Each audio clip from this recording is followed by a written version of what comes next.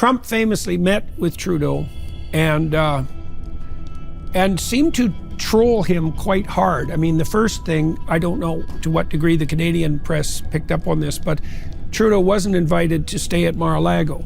And there's 126 rooms there, so, and Trump invites everyone to stay there who he invites there. And so, you know, that was a message. And then he trolled him hard. He called him the governor of America's 51st state, and let it be known that he had very little respect for him. And then he announced a 25% tariff on Canadian goods. And so I had like two reactions to that. You know, one was, because I'm no fan of Trudeau, one was amused pleasure at Trump's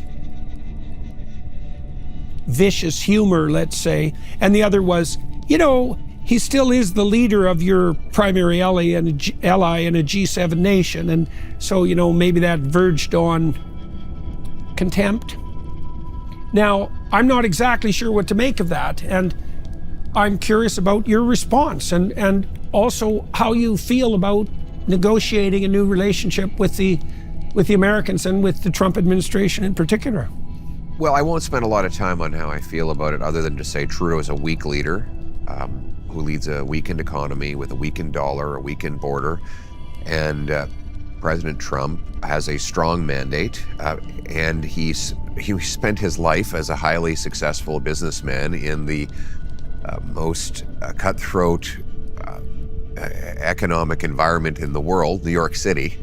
In construction. Yeah, and in Chicago, so right? This is a former businessman who can spot weakness a mile away and act on it.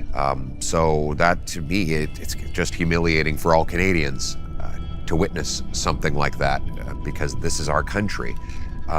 But what am I going to do about it? Well, look, first and foremost, we need to show up with strength. We have an American president who has always put America first. He's very blunt about it. I'll put Canada first.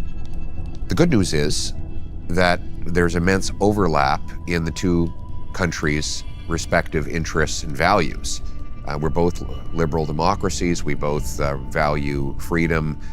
We both share a geography. We have our enemies and our risks and our threats are the same.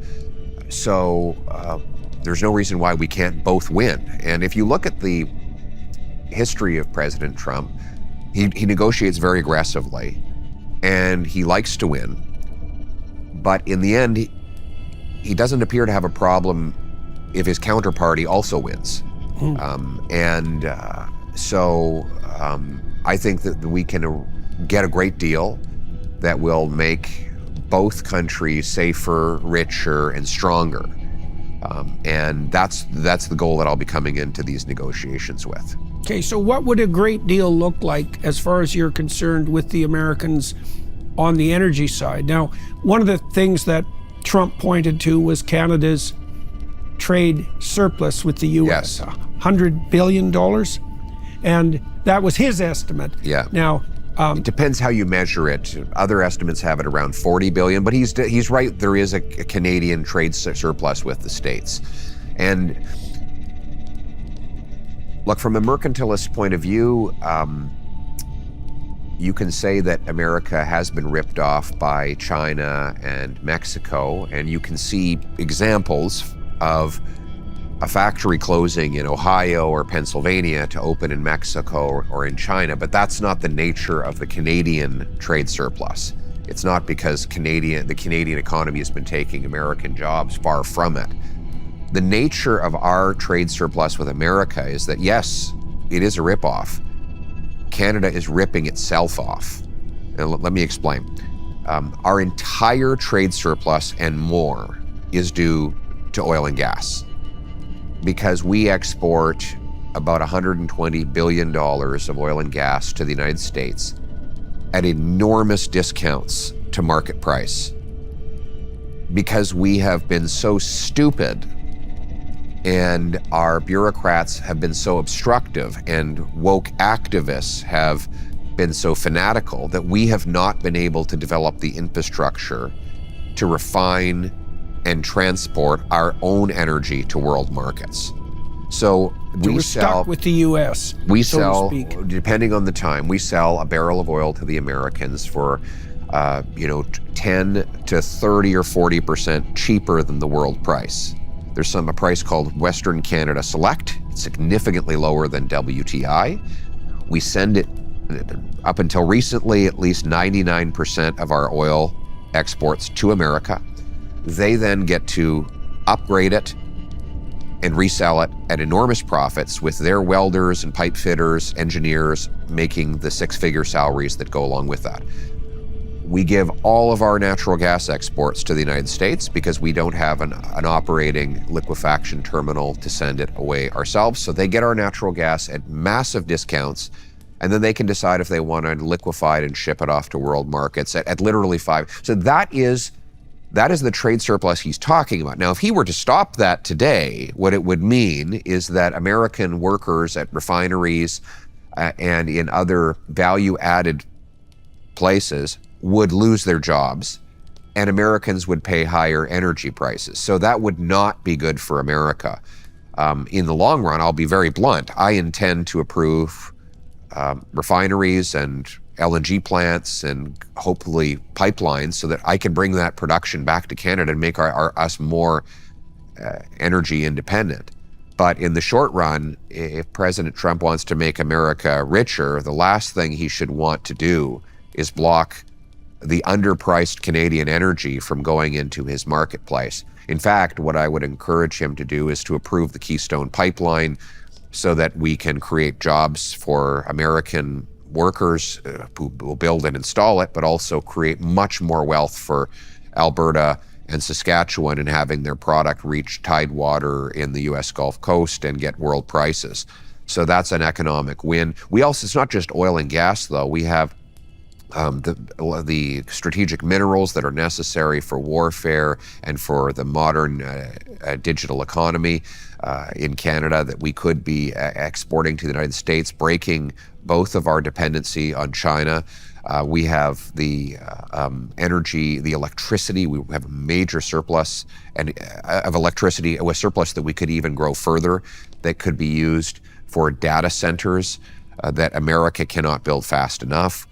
So there's enormous opportunities for both of us to get vastly richer if we actually deepen our trade relationship rather than blocking it. Right. Well, it seems highly probable to me that that would be the direction that the Trump administration would turn in if they were negotiating with people who were playing a straight game and were actually aiming for something like economic prosperity instead of whatever the hell it is that Trudeau's aiming for now. So you made brief reference to something quite shocking. Its full import didn't really strike me until your comments. So the fact, for example, that Trudeau turned away the Chancellor of Germany and the leader of Japan when they came cap in hand to Canada asking for increased natural gas exports over the long run, also meant, given that we refused that we ended up maintaining our low-cost contracts with the United States and selling them all our resources at a discount. Yes, Jesus, enormous that's so discounts. stupid. Enormous. So that's the business case Trudeau couldn't make. Well, what I would, I hate to say this, but because we have blocked LNG plants and pipelines and other energy infrastructure, and because we're giving, therefore, our gas to America at like a 70 or 80% discount to European and Asian prices, and our oil at a discount of 20 or 30%, we're effectively throwing money out a window. What do you do when someone throws money out a window? Stand next to the window. Yeah, right. So that is the true story of it's the pathetic story of our trade surplus, is that we're actually handing over our resources stupidly. It's not the Americans' fault, it's our fault. We're stupid. And we're going to stop being stupid when I'm Prime Minister. We're going to build this infrastructure ourselves. But in the meantime, it would be bad for American workers and consumers for the president to tariff our oil and gas. And look, we have an integrated economy. I think an automobile crosses the border something like 8 or 9 times between Ontario and the manufacturing states of the U.S. before it becomes a finished product. Why interrupt those supply chains? Also, why not allow Americans just to have access to buying our minerals? Or better yet, why don't we improve them here in Canada before we sell them to the United States to break dependence on hostile foreign powers?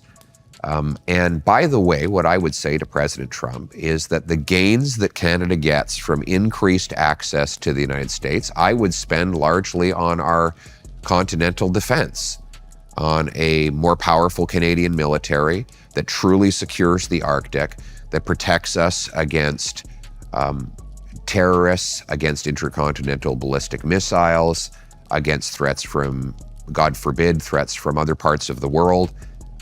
We could have a bigger and more powerful military with a bigger and more powerful economy.